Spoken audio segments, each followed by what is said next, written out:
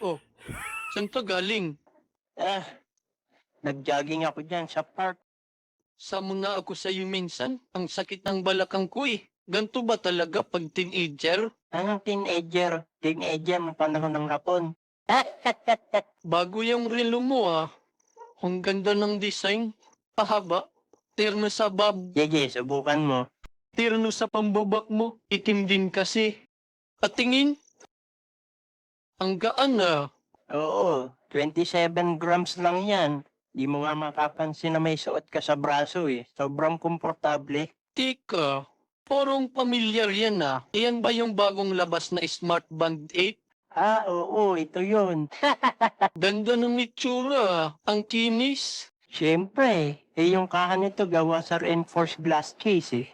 Di lang yan, AMOLED na rin yung display nito, kaya sobrang efficient sa baterya. Biruin mo ha, kaya nitong tumagal hanggang 16 days. Wow! Ang smooth din ng animation. Natural, 60 Hz ang refresh rate nito eh.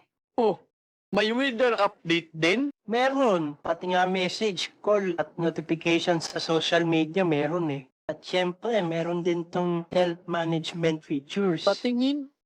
Ito yung heart rate at SpO2 tracker. Pati yung stress at sleep monitoring. May 150 plus fitness mode din to. Di mo na din to kailangan tanggalin pag mag-swimming o naliligo. Kasi kahit ilubog mo to ng 50 meters, hindi papasukin ng tubig.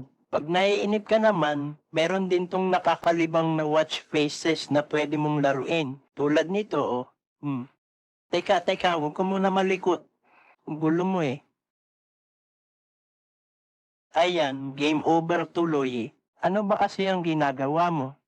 Pinipindot ko tong yellow basket. O-order na ako niyan. Baka magkaubusan eh.